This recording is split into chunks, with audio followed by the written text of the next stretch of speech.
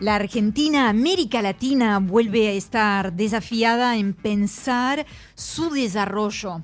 En realidad, como casi todas las regiones del mundo, hoy absolutamente nadie está exento de hacerse la pregunta en un contexto en el que el modelo de producción global abierto y fragmentado está siendo revisado. Pero América Latina lo hace además desde condiciones propias, que no son las de todas las regiones del mundo. Una inserción muy desigual en la economía global, la primarización de su economía, la dependencia tecnológica y también niveles dispares de productividad en su estructura productiva misma. Entonces, la pregunta es inevitable: ¿qué desarrollo para la Argentina? ¿Qué desarrollo para América Latina? ¿Cómo articular desarrollo productivo, empleo, inclusión? ¿Qué lugar tiene que ocupar la industria en ese mapa? Bueno, para responder estas y otras preguntas, nos damos el gusto de hablar con Mario Cimoli, economista, exsecretario ejecutivo adjunto de la CEPAL y también una referencia del pensamiento estructuralista latinoamericano. Muy buenas tardes, Mario. Muchísimas gracias por el contacto con País Productivo. Muy buenas tardes. ¿Me escuchan bien? Lo escuchamos perfecto. Bueno, buenas tardes, un gusto. Igualmente, tal vez empezar con un planteo, Mario, que sueles hacer, que bastante incómodo, al menos que interpela, en particular a los progresismos.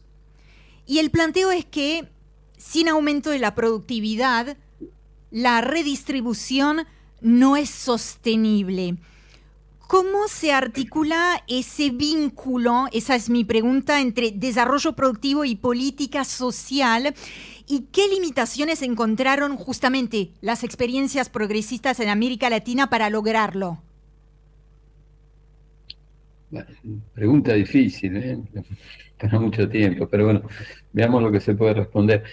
A ver, el primer punto es una crítica, ¿no? Si uno observa un poquitito cómo se comportó el progresismo a nivel regional, hay dos o tres conclusiones que son evidentes, diría tres me parece. La primera, que el tema de la pobreza no se mejoró como se tendría que haber mejorado, en algunos casos empeoró. El tema de la desigualdad no se mejoró como se tendría que haber mejorado. Y el último es que fue fue como dominante la política social y subsidios, mientras el otro lado, estas tres condiciones, el otro lado, el productivo, realmente se tiene poco éxito. Se tiene poco éxito no solo en la productividad, sino también en el empleo de productividad, la complementariedad de los sectores, o sea, tener un tejido, un entramado productivo que permita aumentar productividad con empleo. Porque solo así, con productividad con empleo, se puede obtener mejores salarios y mejores condiciones sociales. Y esto, la pregunta no se tiene que hacer: ¿por qué esto no funcionó? No funcionó en Chile de Boris, no funcionó acá como tenía que haber funcionado, está más o menos funcionando un poquito en Brasil, pero no tanto. Yo sé que acá el tema de México redujo la pobreza, mejoró un poquito la desigualdad con salario mínimo y subsidios, pero el tema de la productividad sigue siendo muy grave, la tasa de crecimiento sigue siendo muy bajo y el tema de la informalidad sigue siendo creciente. Si uno toma el paquete general, las políticas fueron casi todas orientadas a subsidios, redistribución, welfare y no en productividad. Y eso creo que es uno de los temas más complejos que hay, una de las situaciones que no se pudo resolver. Eso tiene dos temas, ¿eh? Sí. Uno es que las políticas productivas industriales son, yo diría, a veces mucho más complejas que las otras, porque si tengo que aumentar los subsidios, le digo al ministro de Hacienda: ¿sabe qué? Aumente esto, o haga esto, lo otro. Construir una estructura productiva, construir un modelo productivo con capacidades, empresas, no es un proceso determinístico, no es que decido un decreto y lo hago. Muchas veces se hacen los decretos, se hacen las cosas y las cosas no funcionan. Ahora, el problema es que se intentó mal, los tiempos no daban porque son políticas más complejas, pero no se creó la base para poder partir de eso. Ese es el primer punto. Y el otro punto, que no está en el debate. Usted me diga dónde está el debate, que la política productiva. Si usted, supongamos que al gobierno que acá en Argentina le va bien, quote dan quote, y habrá destruido estructuras, pero deja un surplus fiscal importante. Tú asumes el gobierno el día 1. ¿Qué haces? Usas el surplus fiscal y lo distribuyes, aumentas subsidios, o dedicas incentivos políticos a tener políticas productivas, sociales, que permitan aumentar la productividad. Y esa es una elección con recursos escasos. Lo que piensa muchas veces el progresismo es que los recursos son infinitos. O sea que usted lo ve como un problema más político que de estructura, porque lo escuché hablar, por ejemplo, un ciclo vicioso de construcción del poder sobre el gasto, que de alguna manera es lo que nos acaba de describir. ¿Qué quiere decir exactamente? Y ahí hay un problema de decisiones, según lo escucho hablar, o también de restricciones preexistentes de la economía. No, es que el problema es el siguiente: si usted no aumenta la productividad y usted quiere aumentar el welfare, y usted no aumenta la productividad, que hay más trabajos, hay más valor agregado, que está más difundido, que usted aumenta el welfare, todo eso se resuelve en presión fiscal o procesos que en algún modo aumentan el gasto y uno va a tener que terminar como el gasto y va a tener que ajustar. Eso no está pasando, ha pasado en Argentina con una dimensión muy acelerada, pero está también estructuralmente pasando en Europa, tiene un problema muy similar del mismo. Poco aumento de la productividad con un welfare europeo que todos le decimos que es tan lindo, tan bonito, pero no lo podemos aguantar. Ese es el tema fundamental. Entonces no es un tema... Y se congeló. Me parece que se congeló. Que la parte productiva tendría... Nuevamente. A ver, Mario... Pone en el terreno, no se pone como asset, no se le dedica. Y cuando hay que decidir si gasto A, B o C, se gasta siempre lo mismo. ¿Por qué? Porque tengo las elecciones en 4 años, porque tengo presiones de los grupos inmediatos que me piden más recursos, por esto o lo otro, y al final me sigo automanteniendo en el poder, garantizando el gasto social y sin tener impacto sobre productividad. Y este es la ruptura de modelo ahí. Va en casi todos los países a nivel regional así. Cuando usted habla, Mario, de productividad, quiero ahondar en ese sentido. ¿Dónde está hoy el principal cuello de botella en América Latina? Percibo algunos elementos de respuesta en sus respuestas anteriores, pero está en la tecnología, en la estructura productiva misma, en la difusión hacia el resto de la economía. ¿Cuál es su diagnóstico sobre el principal cuello de botella? Definir cuáles son los factores que explican la productividad son muchos, no son solo uno. Está desde el rol del capital, la tecnología, la disciplina del trabajo, el comportamiento del empresario. Es un proceso que no tiene una única variable, es multivariable. Yo pienso que el tema fundamental es, usted lo observa fundamentalmente desde México hacia abajo y observa la dimensión del sector informal en América Latina. De México llega a ser el 53-54%, el sector informal en Argentina creció, el sector informal en Brasil sigue siendo amplio, en Chile, que no había, creció, en Perú sigue siendo muy alto. Si usted se imagina que tiene sectores informales entre el 30 y 40% con baja productividad, es la productividad total de la economía, que productividad tiene baja. Y por más que aumenta 2 o 3 sectores, porque son sectores de punta, la productividad media, ponderada con el empleo, va a ser baja. Y esa es la condición estructural. Ahora, ¿cómo se hace para llevar a la gente del sector informal al sector formal con productividad?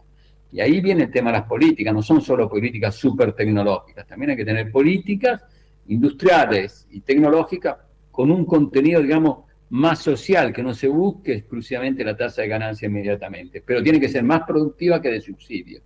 Esto no quiere decir que no tiene que haber política de subsidio y welfare, tiene que haber, pero no tiene que ser lo que garantiza o lo que uno se imagina que es lo que va a reducir la desigualdad y va a mejorar la desigualdad, va a producir más igualdad y va a reducir la pobreza. Porque no funciona así, y menos en economías abiertas. ¿Qué tal, Mario? Buenas tardes. Mi pregunta tiene que ver con esta situación. ¿Puede también estar medianamente relacionada con el zigzagueo, por ejemplo, de Argentina en cuanto al signo político y al proyecto de país que llevan adelante gobiernos tan disímiles como el actual de Javier Milei, el anterior de Alberto Fernández, el anterior de Mauricio Macri, el anterior de Cristina Fernández de Kirchner? Creo que le diste, es uno de los temas fundamentales. La política industrial y tecnológica tendría que ser política de Estado. ¿Okay? Casi todos los países grandes la cambian, la oscilan. Fíjate Estados Unidos. Estados Unidos, el gobierno democrático, Biden, lanzó el Inflation Act. Si uno va a leer lo que es la estructura del Inflation Act, es un plan de política industrial. Y antes también, si a Obama, que Clinton, Bush tenían su plan de política industrial. Siempre ha tenido una política industrial. O desde la política a la defensa, o de la política siempre. Y Europa medio se latinoamericanizó durante un periodo, pero ahora volvió a tener un debate de política industrial. Acá el ciclo de la política. Tú te imaginas en uno que dice, hago política industrial y 2 subsidios y distribuyo. Y llega otro que te dice, no, son solo los precios relativos que lo hacen todo. Lean a Adam Smith, porque si no entendés a Adam Smith no vas a entender lo que es la política. vos te das cuenta, el segundo dice que tiene razón, el otro quizás se equivocó, pero es como que parecía que la ponderación en la política de Estado no existe, y sin ponderación en política de Estado no se construyen políticas industriales. Ese es un tema. Sí, ese es por ejemplo, yo... A ver si recuperamos a Mario. Había la pregunta cualquiera, dice que, que el Estado no interviene. Estados Unidos, contra Hamilton después, fueron las políticas industriales, jugaron un papel importante. No solo, pero también el mercado. Europa, después de la Segunda Guerra, tenía unas políticas industriales. Casi todas las empresas europeas de la Segunda Guerra Mundial eran empresas estatales, después las privatizaron. China ha tenido política industrial, Corea ha tenido política industrial. Lo que pasa es que ellos son rigurosos en la política industrial, ese es el punto. Y la estructura política sabe que la priority está en eso. Imagínate solo la política industrial histórica de Japón, cuando la tasa de cambio del gobierno dependía de lo que decía el MITI sobre política industrial. Entonces, uno cuando se observa eso, ve un montón de fake news que circulan, porque no se estudia la historia, como yo estoy afuera, pero veo los programas de radio y de televisión, los periodistas, y es todo un grito, se matan entre ellos, no hay nadie que me pueda explicar un poquito la historia. Vos sabés, no sabés. Entonces, pero, por ejemplo, hay cosas que no existe país que se haya desarrollado exclusivamente con el mercado de los precios relativos. Punto. Que me demuestren cuál es, históricamente. No existe. ¿Todos los países han tenido política industrial para desarrollarse? Sí, pero la han hecho en un cierto modo, con un Estado, con una estructura, y le han puesto la prioridad. Corea, antes de distribuir, hizo la política industrial. Japón, antes de distribuir, hizo la política industrial. Nosotros pensamos, muchas veces se pensó, yo distribuyo, garantizo el subsidio, garantizo esto, y va a venir todo por recaída. Y no es así, porque son dos cosas distintas. Entonces, esos temas de las contradicciones de las políticas heterodoxas, que se piensan que no tengan trade-off, que todo es permitivo. Yo expando esto y me abierto. No es así, no funciona así. Entonces, ese es el debate que falta. Y lo que falta el debate en toda la política. No es que por eso, no es que en Chile, imaginemos el caso de Chile, Chile obviamente venía creciendo antes de Boric a tasas que, o sea, es uno de los países que más redujo pobreza, aunque se tenía desigualdad alta. Entonces uno observa lo que pasó recientemente, bueno, ¿qué cambio industrial hubo? La venta de litio a Xochimilco, y después cobre, estamos ahí, nos salimos, y entonces Lula es el que más o menos está haciendo política Mario, social, pero tiene un problema macro complejo. Sí, eso le iba a preguntar justamente haciendo ese recorrido de algunas de las economías más destacadas de la región y de las políticas industriales en general a nivel internacional. ¿Qué opina del Nova Industria en Brasil? ¿Qué valoración hace de ese plan industrial? El plan industrial es un plan industrial muy interesante, es un plan industrial que está colocado en un ambiente de una política social. Hay un diálogo muy fuerte del gobierno con la estructura productiva, eso es muy importante. El tema de base, como siempre, es que un plan de ese tipo con una tasa de interés como la que tiene Brasil es difícil hacer política industrial. Si uno tuviera solo 2 pesos cruzados, los pondría todo en los bonos brasileños y podría dormir tranquilo por los siglos de los siglos. Entonces, el tema de la corrección estructural de la macro tampoco se la puso como corrección. Lo quiso hacer Dilma y no lo logró porque las fuerzas también, o sea, conviene ese modelo. Yo no estoy diciendo que los empresarios son todos santos, no, pongámonos claros en eso. Pero ese es el tema fundamental. Creo que es la política más articulada y más compleja que hay a nivel regional en eso. Por lo menos que se intenta hacer algo. El plan de Nova es muy interesante y tiene una componente. Yo no sé si la parte green sí por la Amazonia puede ser, pero la parte green, con lo que está pasando ahora con Estados Unidos, no sé, y lo que pasó en Europa, se le haría mucho pie. Bueno, a diferencia nosotros acá en la Argentina tuvimos a un secretario de coordinación de producción, no sé si se acuerdan, Pablo Lavigne en su momento que dijo la mejor política industrial es la que no existe. Digo, como para montar... Eso lo dijo Serra en México, cuando fue el gobierno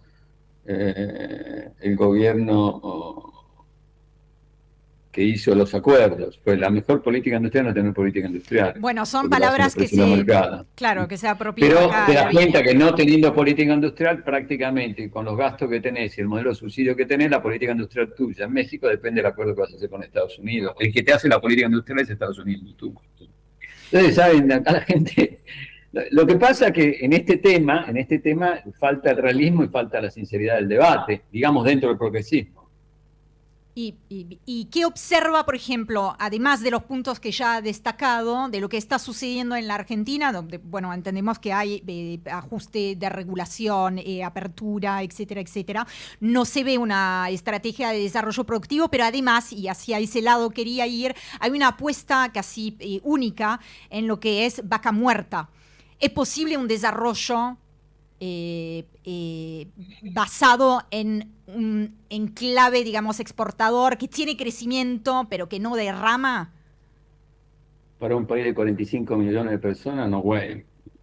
Sí, uno puede gritar lo que quiere, decir lo que quiera, pero no hay solución. Si hoy no sé si ustedes sigan, uno de los temas fundamentales es el tema del debate sobre Australia. Australia, que fue un país que utilizó muy bien los recursos naturales, está en una situación productiva muy compleja, de productividad, una macropresión, una alta inflación, y dijeron uno de los errores que hicimos es dejar todos los recursos naturales sin haber ampliado las capacidades tecnológicas de las industrias intermedias.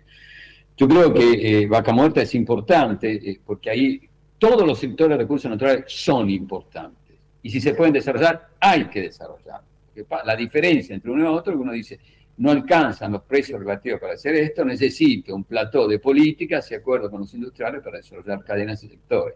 Si no pasa por ahí, ¿qué empleo vas a dar? Tú fíjate, yo hace unos días que estoy acá, comprá algo medianamente manufacturero acá que no sea chino.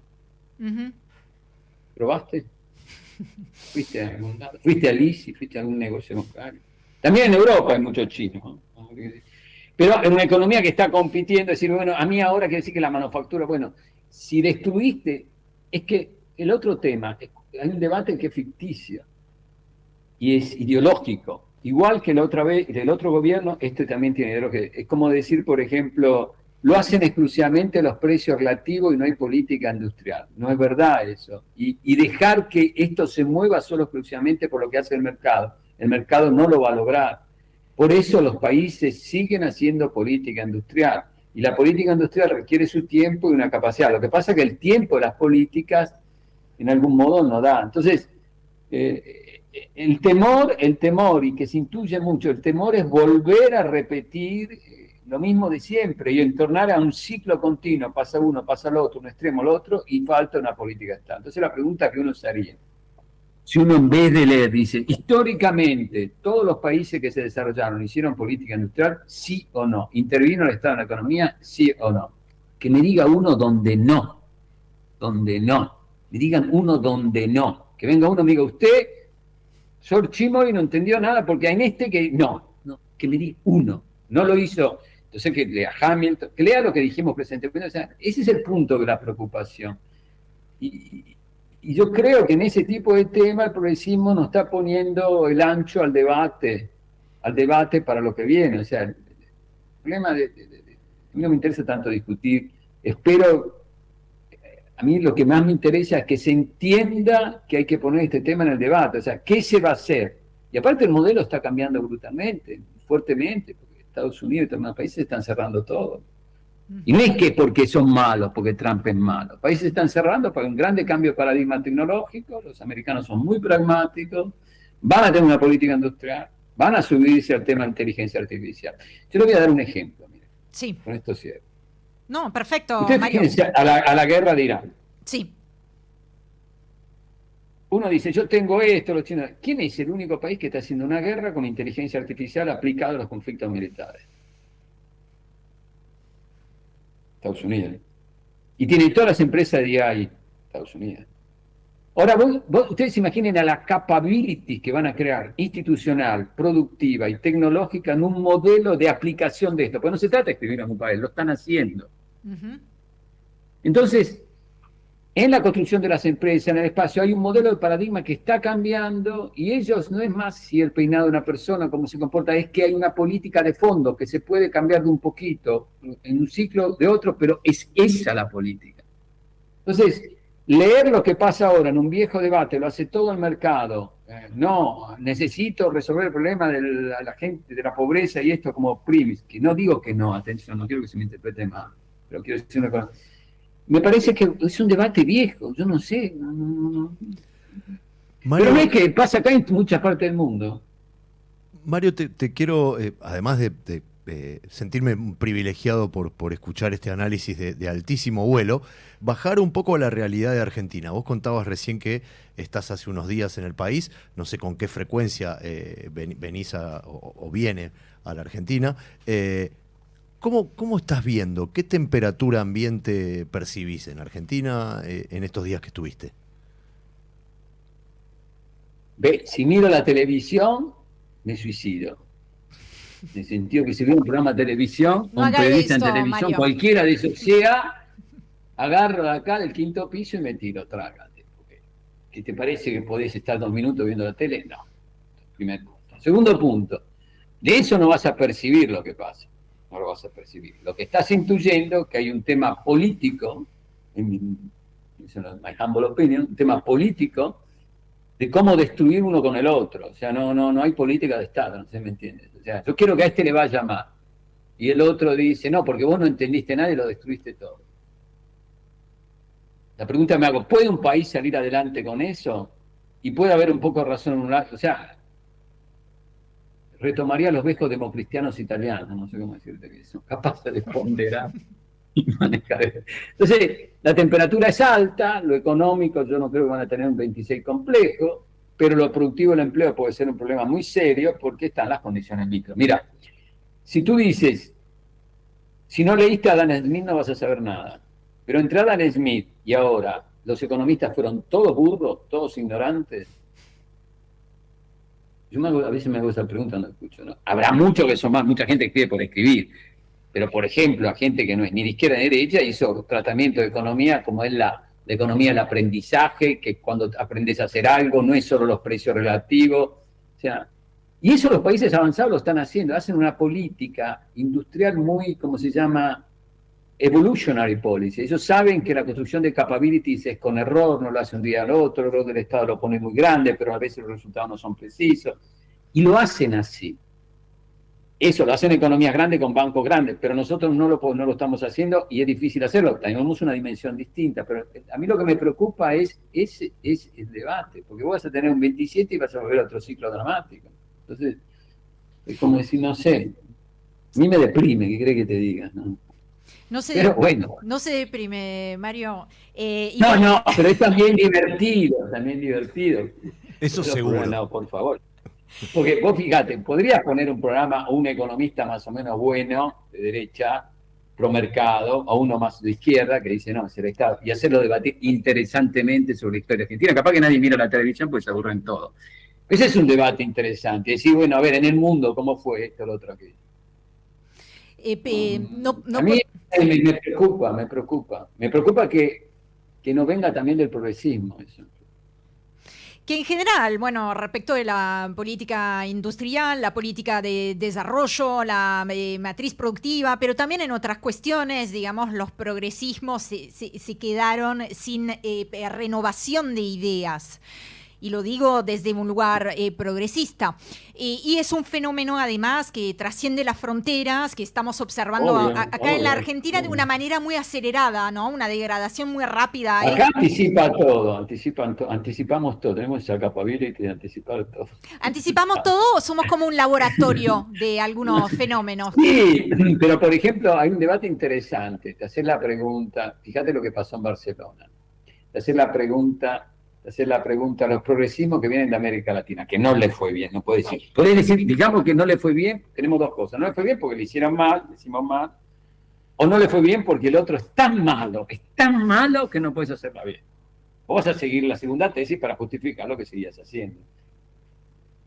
Ese debate de ese modelo que no va, es también el debate de la socialdemocracia europea, ¿eh? No te creas que no. Por supuesto. O sea, ¿por qué tenés un modelo que nosotros tenemos? Qué lindo el modelo europeo que tenemos, el welfare, la sanidad pública de esto. ¿Aguanta con esa productividad? ¿Aguanta con esa especialización? ¿Aguanta si no? ¿Entendés? Entonces, el punto que se da es que algo faltó. Y en el debate, por ejemplo, el haber ido solo exclusivamente a los derechos individuales y las minorías, que no digo que no hay que hacerlo, pero fueron el debate que hoy te das cuenta que perdiste el terreno de la política la política, digamos, profunda, política económica profunda. Y el otro tema, ¿no? La otra cosa es cómo no se pregunta, el tema de la inflación, ¿no? Ujú. Uno da un curso y le dice a los jóvenes, yo soy de este curso, no, porque la inflación, Friedman no entendió nada, Hayek hay que llevarlo preso, y usted te dice, no, sí, que digo del lado nuestro. Ujú.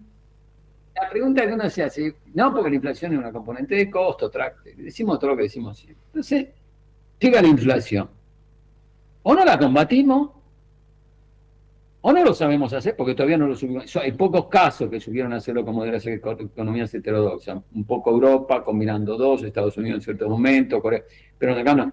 Entonces al final va tan mal ese experimento, no reconocer que la componente... Y vas a tener que volver, va a tener que venir otro ciclo con una política monetaria restrictivísima y para ajustar lo que no pudimos ajustar en otro modo. Entonces hay otro tema de ideología y de voluntad, ¿entienden? Entonces... Yo creo que el salto es que uno, si quiere tener una sociedad más igualitaria, que funcione con mayor inclusión, tiene que pensar que la política económica, la economía de mercado, como la que estamos viviendo, porque es la que funciona, porque la economía de Estado, ¿qué ejemplo hay? Existen. Se tiene que hacer la pregunta, ¿dónde están los trade-offs? ¿Dónde están las complementariedades? ¿Dónde está lo que se puede y no se puede? ¿Hasta qué punto? Y ser realístico y decírselo a la gente. Eso para mí es muy importante. Pero no sé, parece que me voy a ir sin ver. Mario, al igual que, y va a ser mi última pregunta, si Hernán quiere sumar algo ya lo dirá, entiendo entonces que las preguntas importantes o relevantes o significativas que podrían cambiar el curso, el desarrollo, etcétera, no se están planteando en el debate público ni en la política, etcétera. En esta mesa de este país productivo, que es el nombre de este programa, quería saber si supimos hacer las preguntas relevantes o si nos quedó algún enfoque. Por supuesto que nos quedaron un montón, millones de cosas sin lugar a duda fuera de esta mesa, pero quiero saber si nos estamos perdiendo de algo, si algo no preguntamos y deberíamos hacerlo. Bueno, ya que el programa se llame Productivo y discutan de esto, es un salto de calidad que me da respiro, así que eso, chapó. Pero diría que yo encalzaría muchísimo a la gente del debate del progresismo. Cualquiera que te llega le decís, bueno, muy bien, suponete que, yo esta pregunta me gusta, suponete que que este gobierno no se va, que termina su tarea, que ajusta, tenés una inflación, bueno, asumamos, yo no quiero el mal, que se estabiliza, que me deja un presupuesto con una holgura fiscal. Bueno, el día 1, ¿qué hago con esa holgura fiscal? Uh-huh. ¿Qué hago? Le doy trabajo a todos los que tenía alrededor y estuvieron en la oposición conmigo. Digo, ¿saben qué? La holgura fiscal yo la mantengo, voy a crear incentivos para mantenerla o reducirla, voy a utilizar lo que puedo utilizar en social en esto, en incentivos para la producción en esto, en políticas sociales productivas, ese es el otro punto, no solo de subsidio, no de universalización del subsidio. Miren, es interesante que estas preguntas no las hacen, no los veo, ni nadie se propone. Entonces, ¿cómo lo mato al otro? ¿Cómo lo criminalizo al otro? Entonces, yo digo, no sé, qué sé yo, da como una, ¿no? Me parece, ¿no? Me hace reír, hoy estaba un debate en Italia sobre el déficit fiscal, que salió 3,1 sobre 3, no está mal, está bien. Y una de las medidas peores que se hicieron, que yo estoy convencido, es la medida esta que si uno reestructuraba la casa, te daban no el 100% de la reestructuración, te daban el 110%. Y le hicieron los componentes también de la izquierda, digamos. ¿Cómo puede terminar en Italia un incentivo con el 110%? Le hicieron, los pobres no lo hicieron los ricos, y hoy tenés un problema de estructura fiscal y de gasto que no sabes cómo contener. Entonces, las políticas, el diseño de las políticas, si son regresivas, no lo son, a quién lo van a ayudar, qué impacto productivo, eso lo tienen que decir ahora. Ahora. Mario, te agradecemos muchísimo. Gracias a ustedes, un gusto. Y sigan llamándose productivo. 4.0, 5, forever. Hace casi 10 años que existimos como programa. Lo que no vemos es el país productivo, pero bueno, hacemos lo posible por debatir al respecto, por lo menos. No, por debatir y hay que buscar las preguntas, hay que invitar a los líderes y hacer estas preguntas. Suponete que no te va mal. ¿Qué vas a hacer el día después? ¿Cómo lo vas a usar? Gracias, yo tomé apuntes y la vamos a utilizar esas preguntas. Un abrazo grande desde acá. Gracias. Cuídense mucho, ¿no? Y sigan siendo productivos. Chau. Gracias. Estuvimos hablando con Mario Cimoli, economista, exsecretario ejecutivo adjunto de la CEPAL, una referencia absoluta del pensamiento, ¿no? De justamente todo esto que estuvimos charlando. No nos está quedando mucho tiempo para debatir el después, ¿no? Son de esas entrevistas que ameritan que después uno se tome en tiempo, que vuelva a escuchar, porque son muchos conceptos. En todo caso, yo voy a rescatar, al menos no sé con qué te quedás, de tanto que se puede rescatar, ¿no? De esta charla, pero con eso hay que plantear los debates. Sí. Porque nosotros no lo hacemos del mismo lugar que lo está haciendo Mario, digo, con ese mismo conocimiento, esa misma profundidad, esa trayectoria que él tiene, etcétera, pero sí que lo venimos haciendo. Tenemos esa curiosidad. Sí, sí. Yo agregaría como conclusión que cuando sos grosso haces fácil lo difícil. Sí. Porque es todo muy difícil. Utilizó terminologías por ahí no tan conocidas por el gran público, pero fue muy claro. No hay país que se desarrolle sin una política industrial. Hay que dar el debate. ¿Qué vas a hacer? ¿Qué vas a hacer con el superávit? ¿Sí? Si tenés, con el viento de cola que tenía Néstor Kirchner en el 2003, ¿qué hizo Néstor? ¿Y qué haría hoy Milei o el que venga? ¿No? Sí. Y es una pregunta que procede. Y esto que contó recién de la política pública en Italia, ¿cuántas podemos encontrar en Argentina también similares? Que no terminan beneficiando al sector que objeto supuestamente, claro, debía encontrarse beneficiado. ¿Y es plata mal gastada? Bueno, también hay que debatirlo eso, ¿sí? Para no volver a, ¿no? Exacto. A un eterno Milei. Bueno, nos volvemos a encontrar en instantes para allá. Tramo final, minutos finales.